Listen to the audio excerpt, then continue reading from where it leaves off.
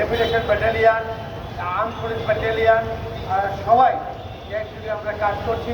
প্রশাসন আমাদের সাথে আছে, আমাদের সাথে মালিক শ্রমিক পরিবহনের লোকজন কাজ করছে।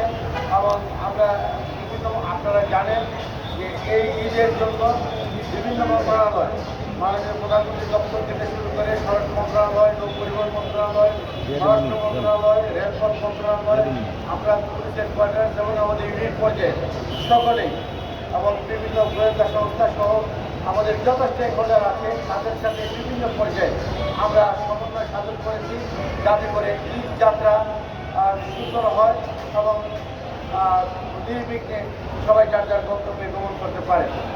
এছাড়াও আমি উল্লেখ করতে চাই, সদস্য সরকার ঈদের সময় যাতে যাত্রী সাধারণ সম্মানিত নাগরিকদের যার যার গন্তব্যে গমন করতে পারে, এই জন্য মাননীয় প্রধানমন্ত্রীকে বিশেষ উদ্যোগ পদ্মা ব্রিজ করে মানুষ যাতে সহজে নির্বিঘ্নে পদ্মা ব্রিজ দিয়ে পার হতে পারে। আপনারা দেখেছেন অনেক মানুষ এখন যারা নৌপথে গমন করতে পারে, সবাই অনেকেই এখন পদ্মা ব্রিজ দিয়ে যাচ্ছেন। এই যানবাহন নির্বিঘ্ন করতে, যান চলাচল নির্বিঘ্ন রাখতে এবং সাধারণকে নিরাপদে গন্তব্যে পৌঁছার জন্য আমরা আমাদের সিনিয়র অফিসাররা আজকে দেখেন যে আমি নিজেও এসেছি এবং আমাদের এডিশনাল আইজি থেকে শুরু করে কনস্টেবল পর্যন্ত বিভিন্ন পর্যায়ের সদস্যরা এই রাস্তার নিরাপত্তা নিশ্চিত করার জন্য আমরা নিয়োজিত আছি। এবং সিনিয়র অফিসাররা সার্বক্ষণিকভাবে রাউন্ড দ্য ক্লক 24 আওয়ার্স আমাদের রাস্তায় অবস্থান করে যাত্রী সাধারণের নিরাপত্তা নিশ্চিত করার জন্য দায়িত্ব পালন করে যাচ্ছে। অতিরিক্ত যাত্রী হয়ে কোথাও নিজেকে ঝুঁকিপূর্ণ অবস্থায় গমন না করেন, এই জন্য আমি সম্মানিত যাত্রী সাধারণকে অনুরোধ জানাচ্ছি যাতে একটু তাড়াহুড়া করার জন্য দেখা যায় অনেকে ট্রাকে উঠেন, বিভিন্ন অনিয়মতান্ত্রিক যানবাহন চলে, তারা দ্রুততম সময়ে গন্তব্যে যেতে চায়।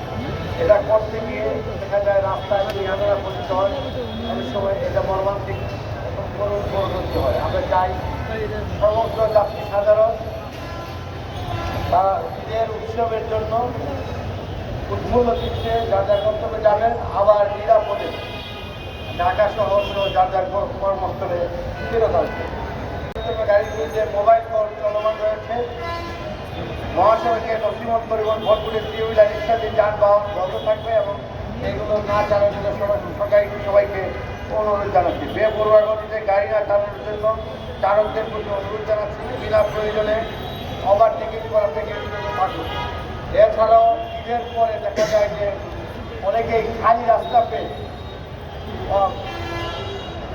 দ্রুত গতিতে বেপরোয়া গতিতে গাড়ি চালিয়ে থাকেন। অনেক সময় চালকরা গাড়ি না চালিয়ে হেল্পাররাও গাড়ি চালানোর অভিযোগ পাওয়া যায়। আমরা সবাইকে রিকোয়েস্ট করবো যে শুধু চালকরা গাড়ি চালাবেন এবং বেপরোয়া গাড়ি গতিতে গাড়ি চালাবেন না। এবং রাস্তায় কিন্তু ঈদের আগে ঈদের পরেও মোবাইল ফোন থাকবে এবং যারা এই ধরনের আইন অমান্য করার চেষ্টা করবে তাদের বিরুদ্ধে আইনানুগ ব্যবস্থা গ্রহণ করা হবে। পুলিশ বাহিনী ও আমাদের সদস্যরা সর্বত্র নিয়োজিত থাকবে।